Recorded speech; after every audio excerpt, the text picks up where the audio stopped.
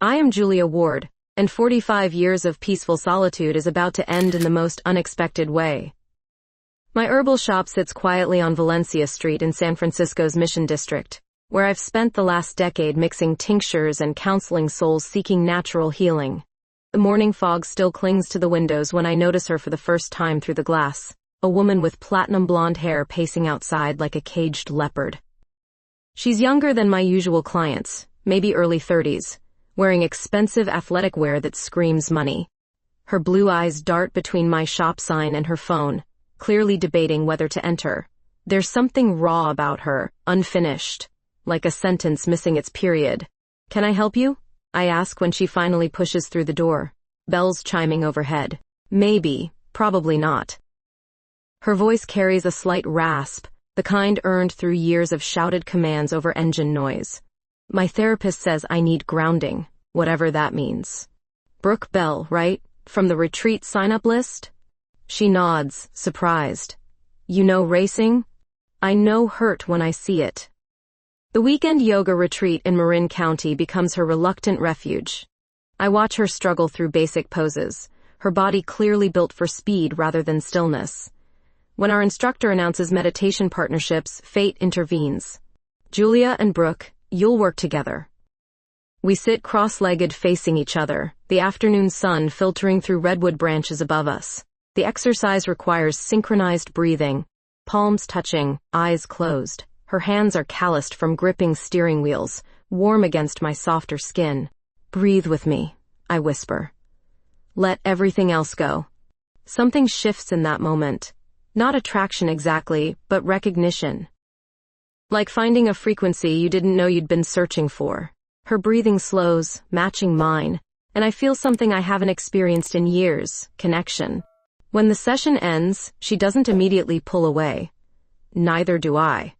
That was different, she says quietly. Different how? Quiet. My mind went actually quiet for the first time since I stopped racing. 3 days into the silent retreat, communication happens without words. A glance across the meditation hall speaks volumes. When we practice walking meditation along the coastal path, she falls into step beside me naturally, our shoulders occasionally brushing. The retreat ends too soon. Other participants pack their mats and drive home to their regular lives, but Brooke lingers by my car. Your shop, she says hesitantly. Do you really know about healing? Physical stuff, I mean. 17 years of study. Why? My left shoulder, racing injury. Doctors want to cut again. It's an excuse. We both know it. But I nod anyway. Come by Tuesday. I'll see what I can do. Tuesday becomes Wednesday. Wednesday becomes a pattern. She appears at my shop with various minor complaints. Headaches, muscle tension, insomnia. Each visit stretches longer than the last. Tell me about racing, I say while preparing a tension relief tea blend. Tell me about herbs, she counters, leaning against my counter. We begin trading stories. Her world of speeds and split-second decisions feels foreign to my methodical, contemplative existence. Yet something draws us together, opposite poles of the same magnet. Why did you stop? I ask during her 5th visit. Her jaw tightens, reflexes slowed. Milliseconds, but enough. Racing's unforgiving that way. So you retired at 30? Forced retirement. Different thing entirely. I understand forced endings, having lost my practice as a naturopathic doctor years ago to bureaucratic nonsense. We're both refugees from our former selves, finding unexpected sanctuary in each other's company. You should come herb gathering with me, I hear myself saying. Saturday morning, coastal mountains. She studies my face carefully. Is that professional advice, doctor? It's an invitation, Brooke. Nothing professional about it. Her smile transforms her entire face, revealing vulnerability beneath the tough exterior. I'll be there. Friday night, I stare at my reflection, wondering what I'm doing. At 45, inviting a beautiful younger woman into the mountains feels like awakening something long dormant, something dangerous, something necessary. Saturday morning arrives with coastal fog thick as wool blankets. Brooke appears at my shop wearing hiking boots and uncertainty, her blonde hair pulled back in a practical ponytail that makes her look younger somehow. Ready for meditation in motion? I ask, shouldering my gathering basket. If you mean walking really slow and thinking deep thoughts, probably not. The drive to Mount Tamalpais takes 40 minutes. She fidgets with the radio, settles on classical, then immediately changes it to rock. Her nervous energy fills my small Honda like static electricity. You don't have to do this, I say as we park at the trailhead. Yeah, I do. Her voice carries something desperate. I need to learn how to be slow. The mountain path winds through eucalyptus groves and fern-covered hillsides. I move deliberately, stopping frequently to examine plants, explaining healing properties she seems genuinely interested in learning.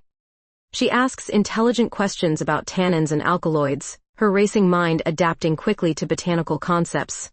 Wild ginger, I say, kneeling beside a cluster of heart-shaped leaves, good for nausea, circulation problems.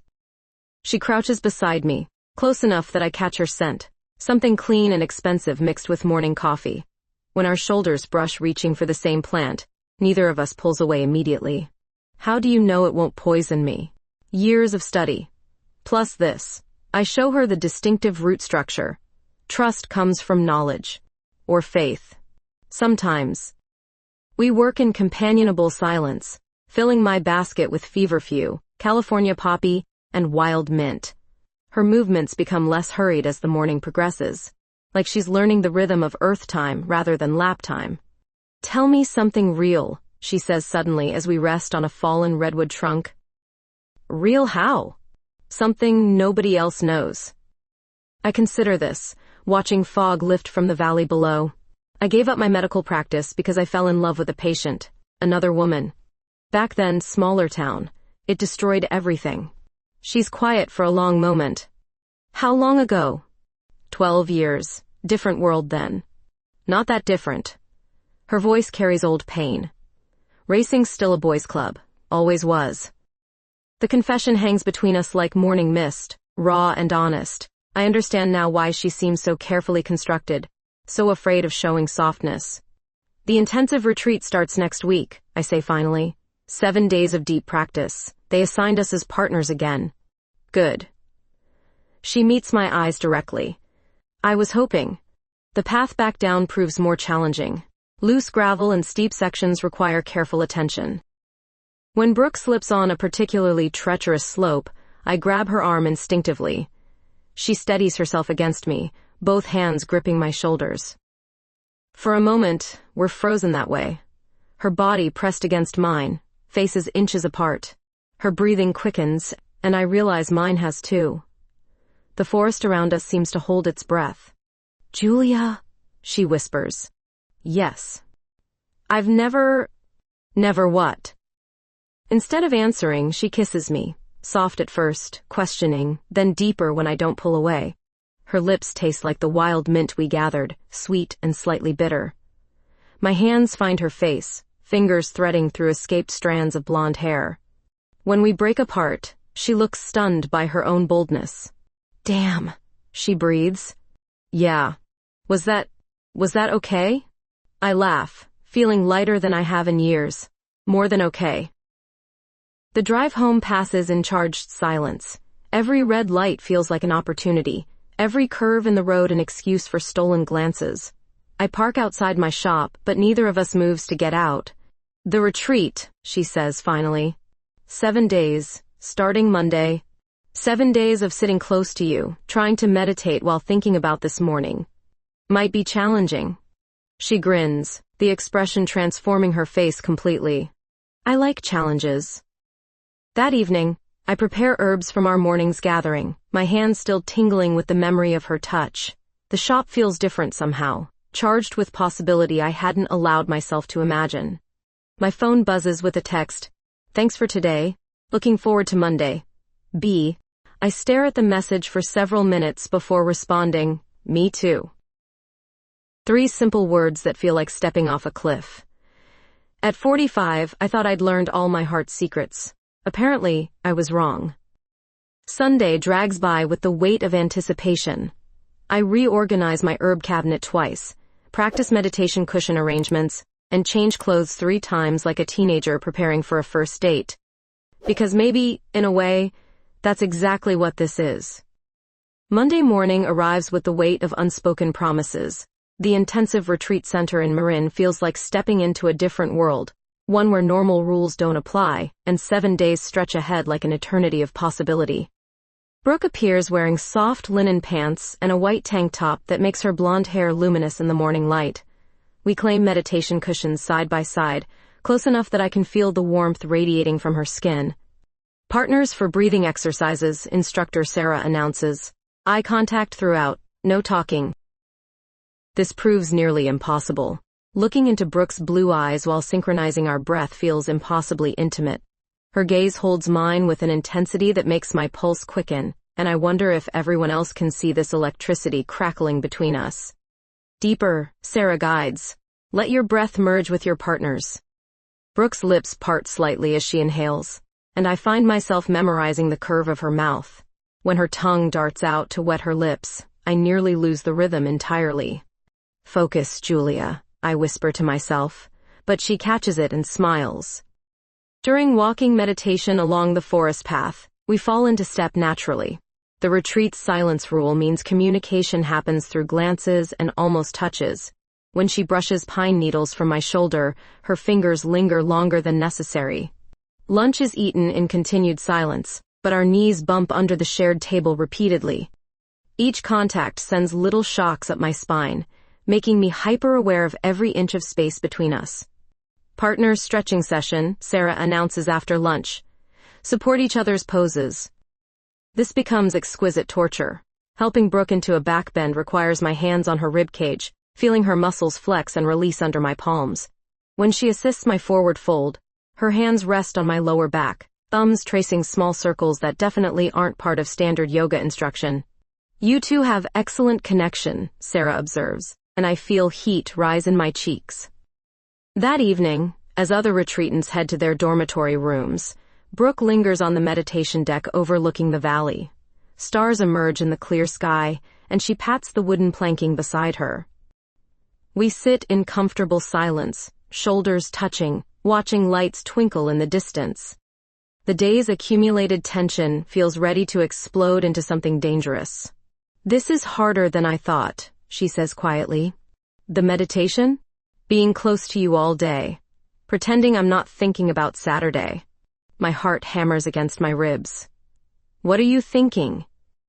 Instead of answering, she turns toward me.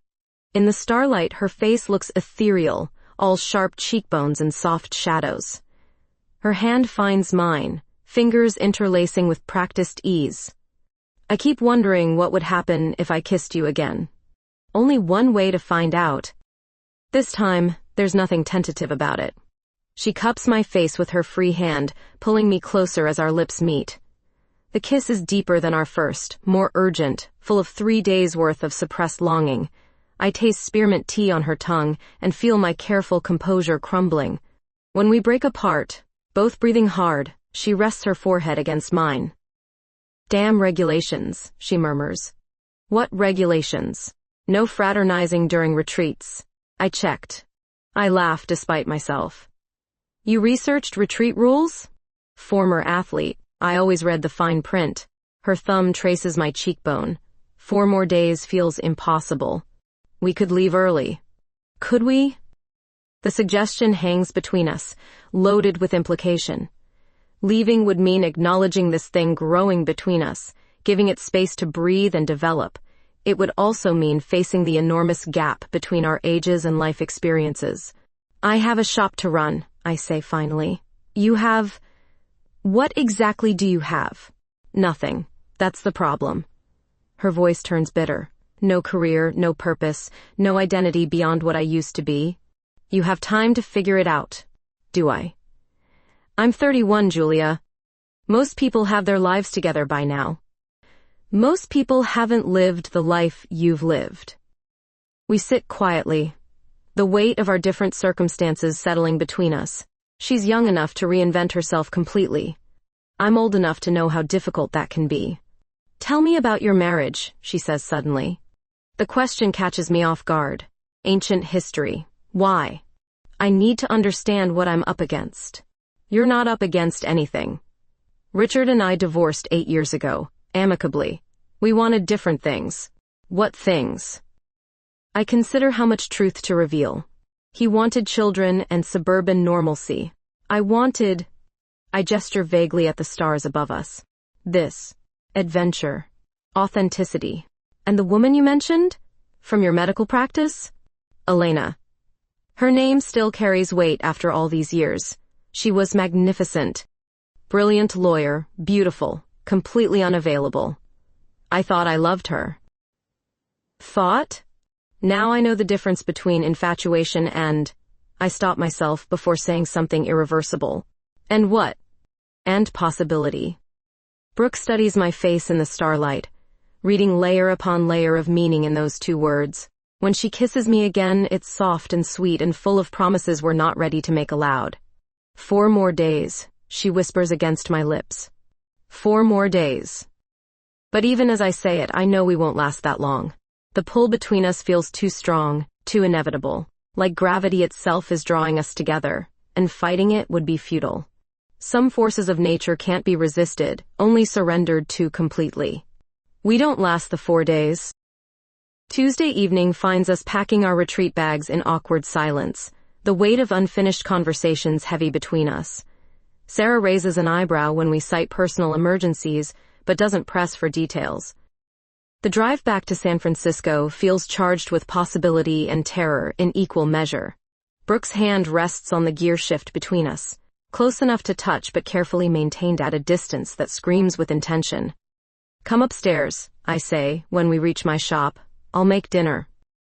My apartment above the herb store reflects 15 years of careful solitude. 1 bedroom, kitchen big enough for 1 person, bookshelves lined with botanical texts and meditation guides. Having Brooke in this space feels like introducing chaos into carefully maintained order. Wine? I ask, needing something to occupy my nervous hands. Please. She wanders my living room, studying framed photos of hiking trips and herb-gathering expeditions. No family pictures.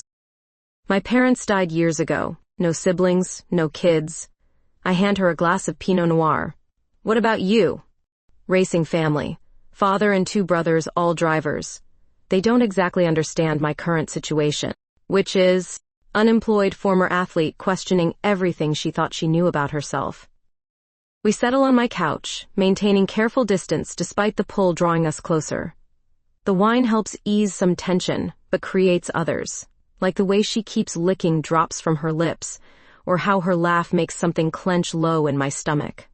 Tell me about Elena, she says suddenly. Why? Because I need to know if I'm competing with a ghost. The directness surprises me. You're not competing with anyone, Brooke. Aren't I? You loved her enough to destroy your career. I was young, stupid. I confused intensity with love.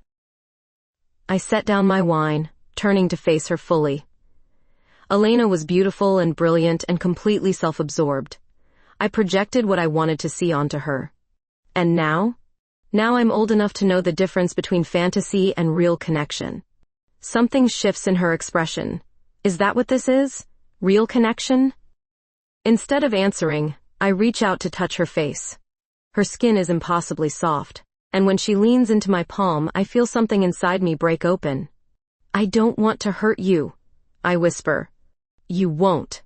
I'm 15 years older than you. I've been married. I know who I am and what I want. You're still figuring things out. Maybe that's exactly what I need. When she kisses me this time, there's nothing tentative about it. Her hands tangle in my hair, pulling me closer as our bodies mold together on the narrow couch. The taste of wine on her tongue mingles with something distinctly her, and I lose myself in sensation. Julia.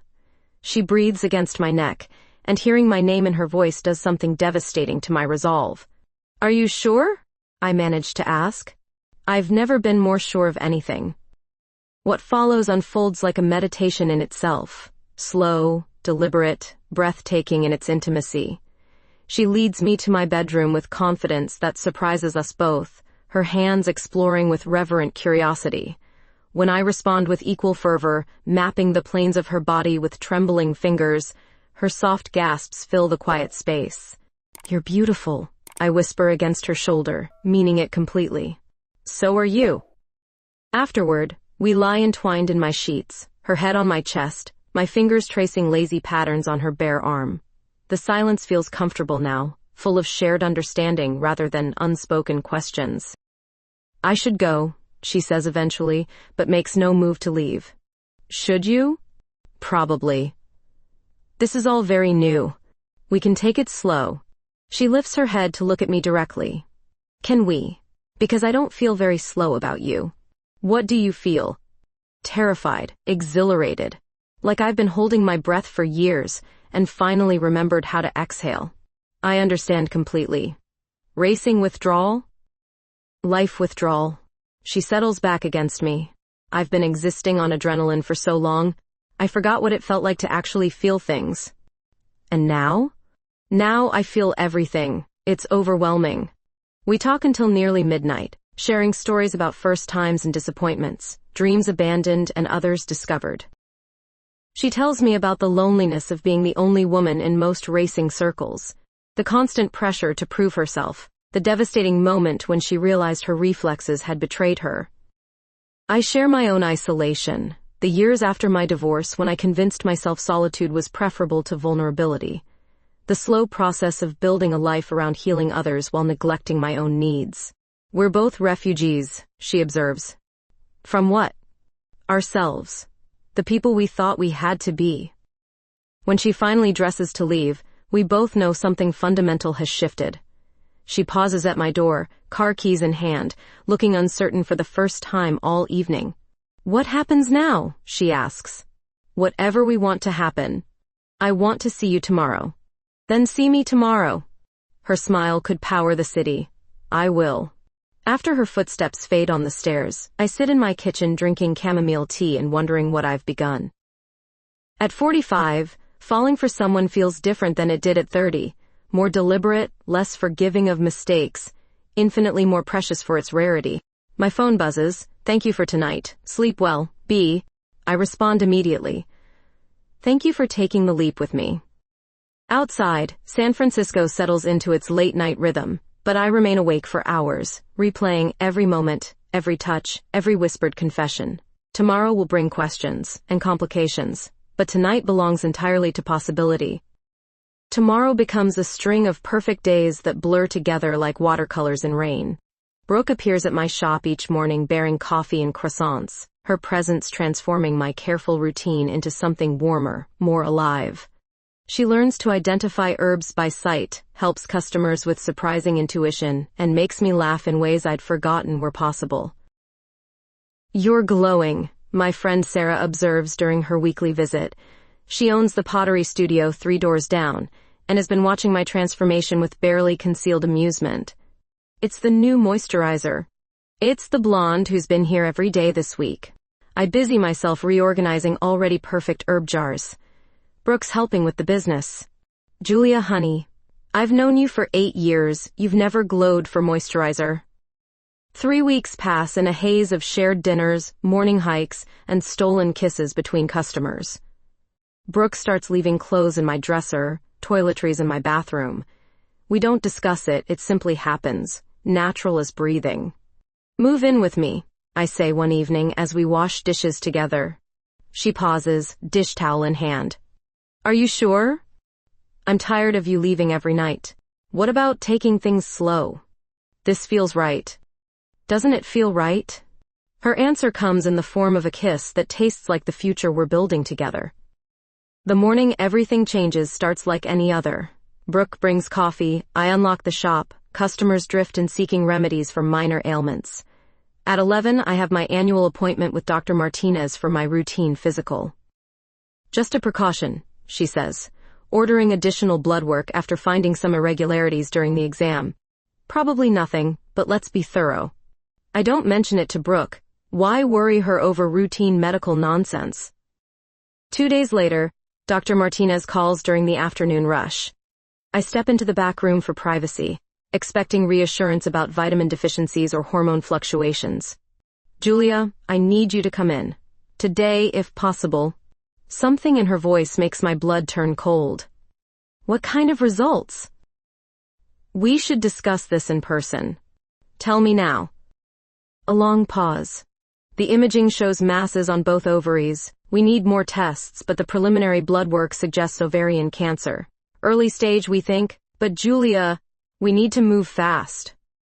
The phone slips from my hand, clattering to the floor.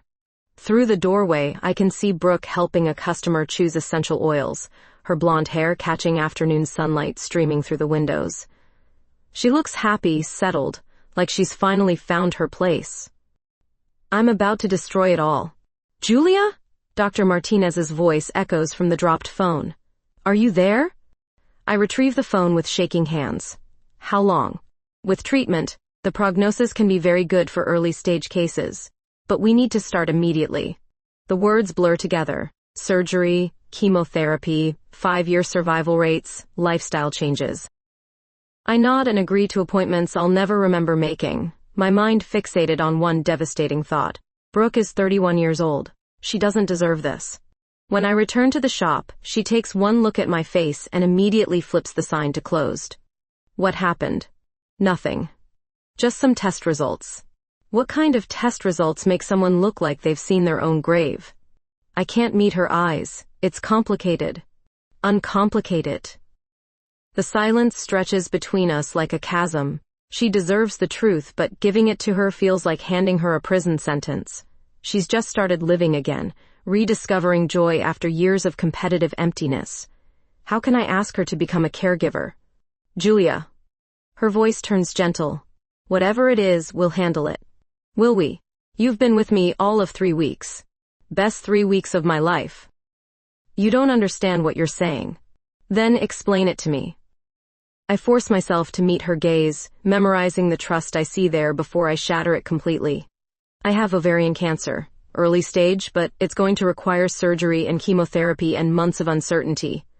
You signed up for romance, not nursing duty. She stares at me for a long moment, processing. When she speaks, her voice is steady. Did you just try to break up with me? I'm trying to give you an out. What if I don't want one? You should want one. You're young, beautiful, just figuring out who you are. This isn't your responsibility. Loving you isn't a responsibility, it's a choice. The word love hangs between us, spoken for the first time in our brief, intense relationship. She said it so naturally, like it's been true all along, and she's simply acknowledging what we both already knew. Brooke. No, don't you dare try to protect me from this. I spent my entire career making split-second decisions about acceptable risk. This isn't even a decision. It's you. Of course I'm staying. You don't know what you're saying. I know exactly what I'm saying. She moves closer, taking my hands in hers. I love you. That doesn't come with conditions or escape clauses. It means all of it. The good parts and the scary parts and whatever comes next. What if the treatment doesn't work? Then we'll deal with that too. What if I'm not the same person afterward? Then I'll learn to love whoever you become. Standing in my herb shop surrounded by remedies for minor ailments, holding hands with a woman young enough to be my daughter, facing down my own mortality, I realize something profound. Love isn't about timing or convenience or perfect circumstances.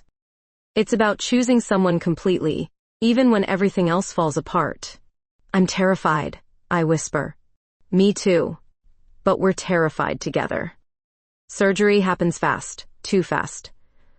Within a week, I'm lying in a hospital bed watching Brooke pace the small room like a caged animal, her nervous energy filling every corner.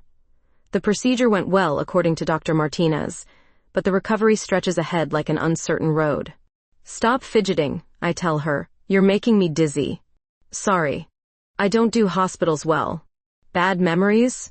Racing crash when I was 23. Spent 2 weeks in a place like this wondering if I'd ever drive again.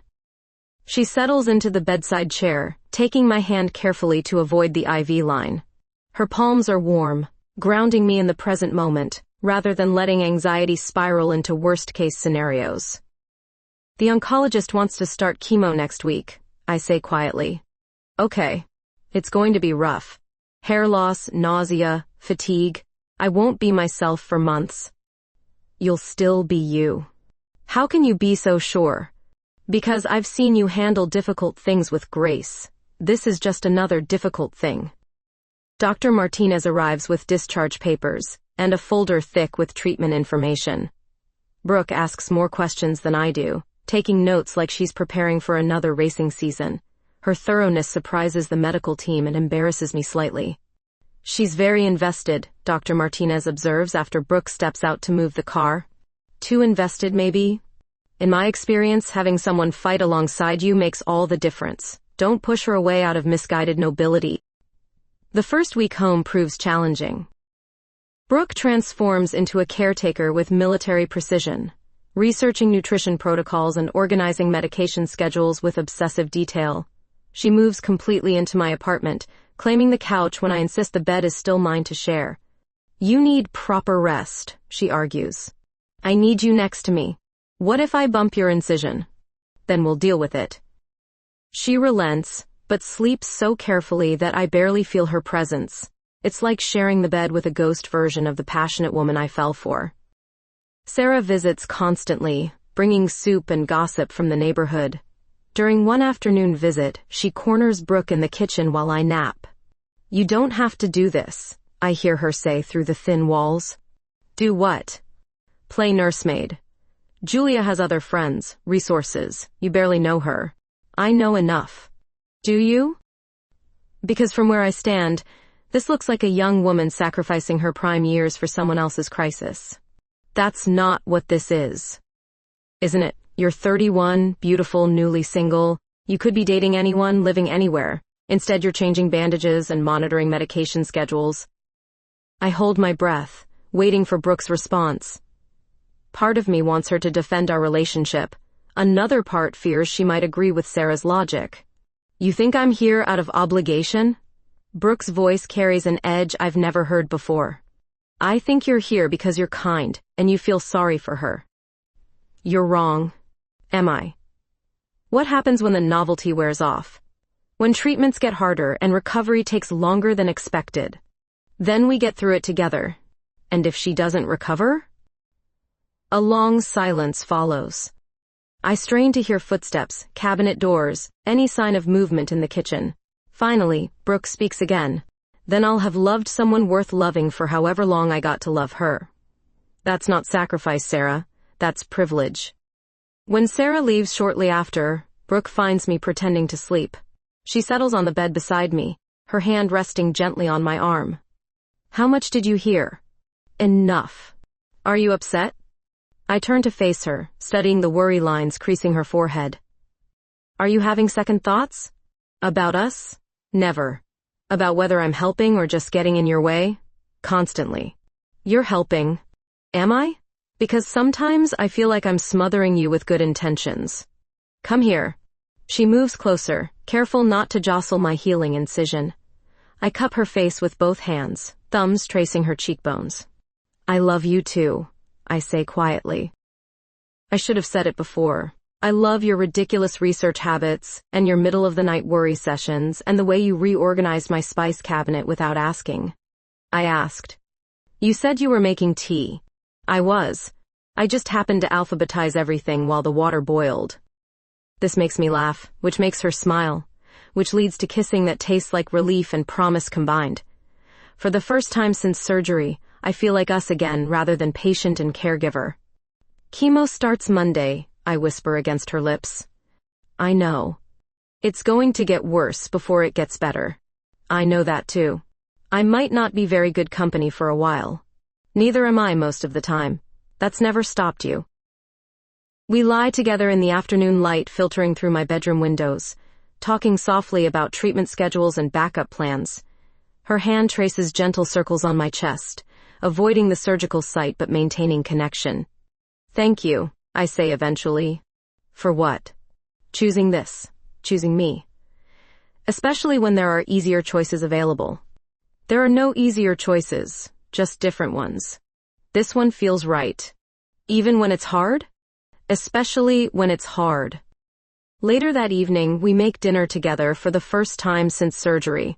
She chops vegetables while I supervise from a kitchen stool, offering suggestions about seasoning and cooking times. The domesticity feels precious, ordinary in the best possible way. We should talk about practical things, I say as we eat.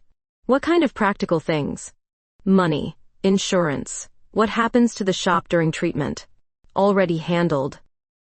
What do you mean, already handled? I mean, I've been researching your insurance coverage, found a part-time manager for the shop, and calculated how much of my racing savings will need to cover gaps. I stare at her across the small table. You did all that without asking me? Was I supposed to wait for permission to plan our survival? The word "our" does something to my chest that has nothing to do with surgical healing. She's not just staying for the crisis, she's building a life with me through it. I love you, I say again, because it bears repeating. Good. You're stuck with me now. Promise? Promise. Chemotherapy proves every bit as brutal as predicted. By the third week, my hair falls out in clumps, leaving Brooke to clean strands from the shower drain without complaint. She shaves my head when the patchy look becomes unbearable, her hands impossibly gentle as the razor glides across my scalp. Beautiful, she says, kissing the top of my newly bare head. Liar. Truth. You have perfect bone structure. The nausea hits hardest during week 4. I can't keep food down for 3 straight days, and Brooke hovers like an anxious mother hen, offering ice chips and ginger tea every few minutes. Her concern drives me to the edge of sanity. Stop, I snap after she asks about my appetite for the dozenth time. Just stop watching me like I'm about to die. I'm trying to help. You're trying to control something uncontrollable. It's not working. She retreats to the living room, and I immediately regret my harshness. The treatment makes everything feel raw, emotions amplified beyond all proportion. When I find her an hour later, she's sitting on the couch researching alternative nausea remedies on her laptop. I'm sorry, I say, settling beside her carefully. The medication makes me mean. No, you're right. I am trying to control things. She closes the laptop. It's how I handle fear. Research, planning, action. But cancer doesn't care about my 5-point strategies. What are you afraid of? Losing you before I've had enough time with you. How much time would be enough? 50 years, maybe 60.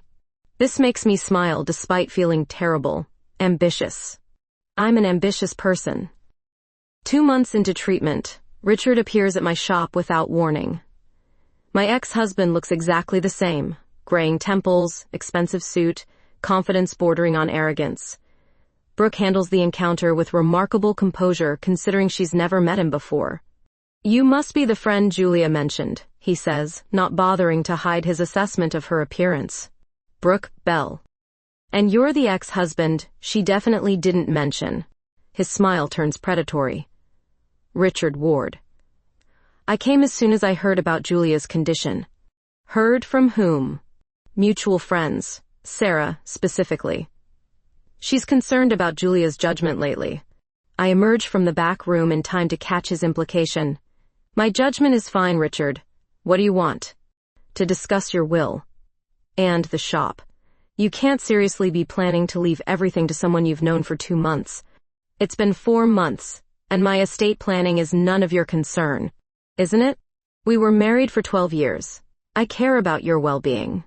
Brooke steps closer to me, a protective gesture that doesn't go unnoticed. Her well-being seems well managed. By a 30-year-old former race car driver with no medical background and questionable motives? Excuse me? Brooke's voice turns dangerously quiet. I've done my research. Failed racing career, no current employment, conveniently shows up just as Julia faces a health crisis requiring expensive treatment. The accusation hangs in the air like poison gas. I feel Brooke stiffen beside me, and something protective rises in my chest despite my weakened state. Get out, I tell Richard. Julia, be reasonable. You're vulnerable right now, making decisions based on emotion rather than logic. This woman is taking advantage of your condition. This woman has been changing my bandages and driving me to appointments and holding my head while I throw up. What exactly have you been doing? Protecting your interests from someone who clearly has her own agenda. Brooke moves toward him with the fluid grace of an athlete, and for a moment I think she might actually hit him. Instead, she speaks with controlled fury. My agenda is loving her through the hardest thing she's ever faced. If that threatens you, maybe examine why. How convenient. The dying woman's money and property in exchange for playing nursemaid for a few months. Richard.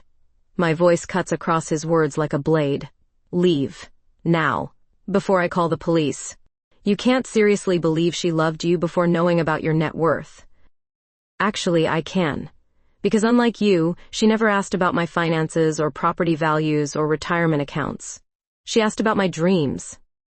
He leaves, but not before making vague threats about contesting any changes to my will for my own protection. The confrontation leaves me shaking with rage and exhaustion. Are you okay? Brooke asks after locking the door behind him. He's not wrong about the timing being suspicious. Are you serious right now? 4 months, Brooke. We've been together 4 months, and I'm already planning to leave you everything if something happens. From the outside, it looks exactly like what he described. She stares at me like I've slapped her. Do you think that's what this is? No. But I understand why others might. Others like Sarah? Sarah's worried about me. She thinks you're too young, too new, too convenient. And what do you think? I study her face, looking for any sign of the opportunism Richard suggested. Instead, I see hurt and exhaustion and love so fierce it takes my breath away. I think I'm lucky someone chose to love me at my worst. Relief floods her features. Then screw what anyone else thinks. That evening, we make love for the first time since treatment began. It's gentle and careful and absolutely necessary. Proof that I'm still alive, still woman enough to desire and be desired. She touches me like I'm made of spun glass, reverent and amazed. I missed this, I whisper afterward. Me too. I was afraid to push. Don't be afraid. Cancer might take my hair and my energy and my peace of mind, but it can't take us. Not unless we let it. She kisses me softly, tasting like hope and stubbornness combined. Then we don't let it. Outside, San Francisco settles into evening fog, but inside my small apartment, we create our own weather, warm and intimate and entirely ours. Whatever storms are coming, we'll face them together. The treatment has 3 more months to run, but for the first time since diagnosis, I believe we'll survive it. Not just the cancer, but the fear and doubt and outside pressure threatening to tear us apart. Love, it turns out, is more resilient than I gave it credit for. By week 16 of treatment, I'm barely recognizable even to myself. The mirror shows hollow cheeks and dark circles under eyes that seem too large for my face. Brooke tries to hide her concern, but I catch her watching me with barely concealed fear when she thinks I'm not looking. I need space, I tell her one morning after another sleepless night of nausea and anxiety. This isn't fair to either of us. What do you mean, space? I mean, you should go stay with your friend Tom for a while. Let me get through this final month without dragging you down with me. She sets down her coffee cup with deliberate calm. Are we really doing this again? Look at me, Brooke. Really look. I'm a shell of who I was when we met. You signed up for hiking and herb gathering, not hospice care. I signed up for you, all of you, including the parts that are hard to handle. This isn't hard. This is impossible. For who? You or me? The question stops me cold. Maybe the impossibility isn't about the cancer or the treatment. Maybe it's about my own fear of being seen this vulnerable, this dependent, this utterly human. I can't be what you need right now. You're exactly what I need. You're just too stubborn to see it. I'm dying by degrees, and you're wasting your youth playing caretaker to a bitter old woman who snaps at you constantly. First, you're 45, not 90. Second, you're fighting for your life, not dying by degrees.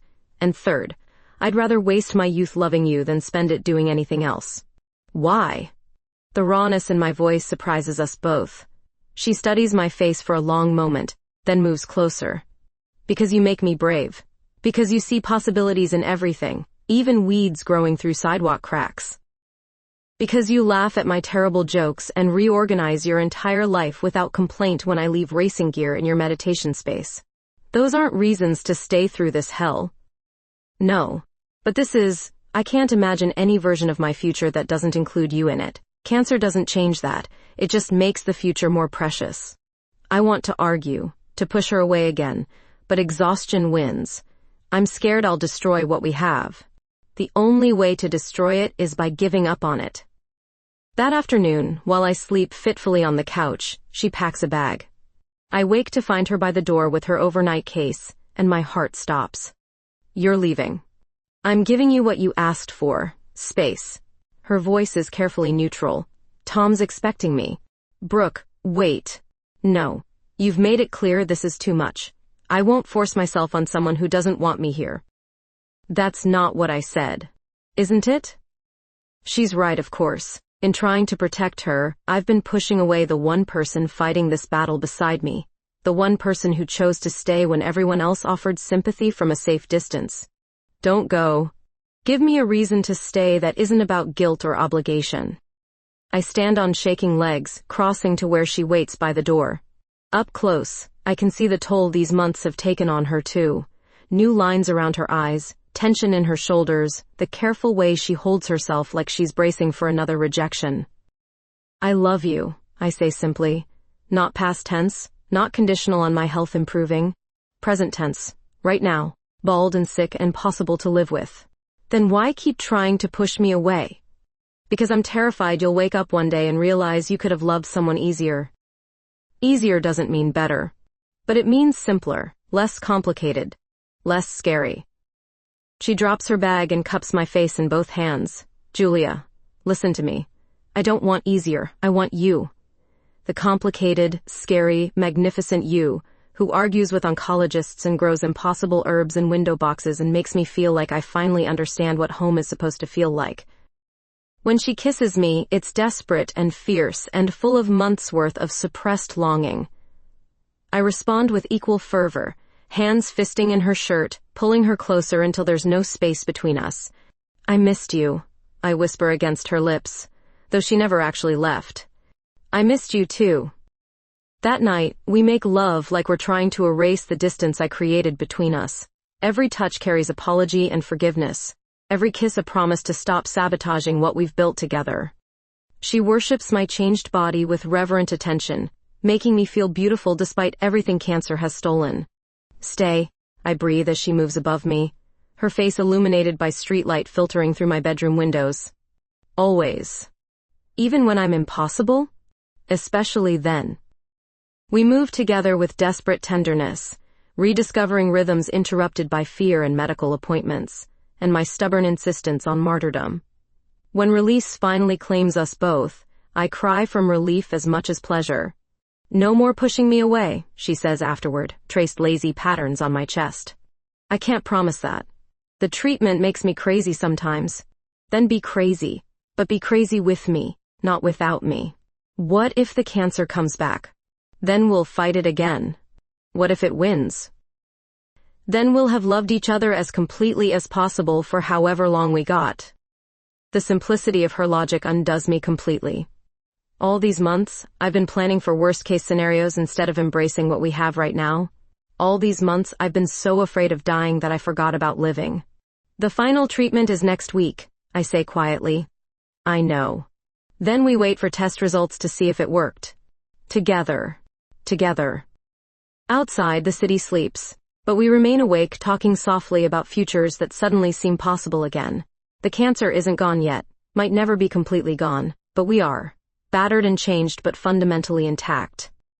By morning, her bag has been unpacked and returned to our shared closet. By morning, I remember what it feels like to hope for tomorrow instead of merely surviving today. 6 months ago, I thought I knew what love was. Now I understand it's not about perfect timing or ideal circumstances. It's about choosing someone completely, especially when everything else is falling apart.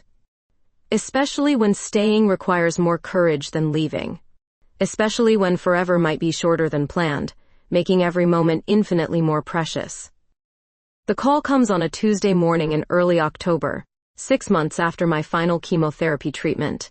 Brooke answers the phone while I'm in the shower, and I hear her voice through the bathroom door, careful, professional, saying yes and thank you and we'll be right there. When I emerge wrapped in a towel, she's sitting on our bed holding the cordless phone like it might explode. Dr. Martinez? I ask. Clean scans, complete remission, no evidence of disease. The words don't register immediately. After months of living in medical uncertainty, good news feels impossible to trust. I sit beside her, water still dripping from my short-cropped hair that's finally growing back in silver waves. Are you sure that's what she said? Completely sure. She wants to see you next week for follow-up, but Julia, her voice breaks slightly. You beat it. We hold each other in silence for a long time, tears mixing with leftover shower water, relief flooding through bodies that have been braced for bad news so long we'd forgotten how to accept good. What happens now? I whisper. Now we celebrate. Now we plan. Now we stop living like we're running out of time. That afternoon, we drive to the coast. The October air carries hints of upcoming winter, crisp and clean after San Francisco's foggy summer. We walk the beach in comfortable silence, hands intertwined, watching waves crash against weathered rocks. I have an idea, Brooke says as we settle on a piece of driftwood, about what comes next. Tell me. The retreat center idea. Combining your herbalism with wellness programs. Meditation, movement, healing arts, a place for people going through transitions. Like us? Like anyone ready to start over. The concept appeals to me more than I expected. After months focused on survival, the thought of helping others transform feels like coming full circle. Where would we do this? I found a property in Sonoma County, 40 acres, old farmhouse, existing meditation hall. It needs work, but the bones are good. You've been researching again? Occupational hazard. But Julia, it could be perfect. Space for workshops, herb gardens, guest cabins. A place people come to heal. With what money? My racing savings, your shop equity, the insurance settlement from selling this place. You want to sell the shop? I want to build something new with you. Something that's ours together. The idea terrifies and thrills me equally. At 46, starting over feels simultaneously too late and exactly the right time. Surviving cancer has taught me that safe choices aren't always the smartest ones. Can we afford the risk? Can we afford not to take it? 3 months later, we sign papers on the Sonoma property. The farmhouse needs extensive renovation, but the land is magnificent. Rolling hills covered in oak trees, creek running through the valley, existing structures that need love more than replacement. It's perfect, I say, standing in what will become our shared office. It's a disaster. Same thing. We spend January planning renovations and program curricula. Brooke proves surprisingly gifted at logistics and marketing, while I focus on developing workshops that blend traditional herbalism with modern wellness practices. Our different skills complement each other beautifully. What do we call it? She asks one evening as we review architectural drawings. Something about new beginnings. Phoenix Rising Retreat Center? Too dramatic. Wildflower Wellness? Too cute. Second Chances Sanctuary? I consider this. Maybe just sanctuary. Simple. Honest. Sanctuary it is. Spring brings construction crews and controlled chaos. We live in a renovated barn, while the main house gets updated plumbing and electrical. Every morning starts with coffee on the porch, watching sunrise paint the valley gold and green. No regrets? I ask during one particularly dusty day of demolition. About which part? Giving up city life, spending our savings on a fixer-upper, or starting a business with my girlfriend? All of it. None of it. She kisses my temple. This feels right. Summer brings our first guests.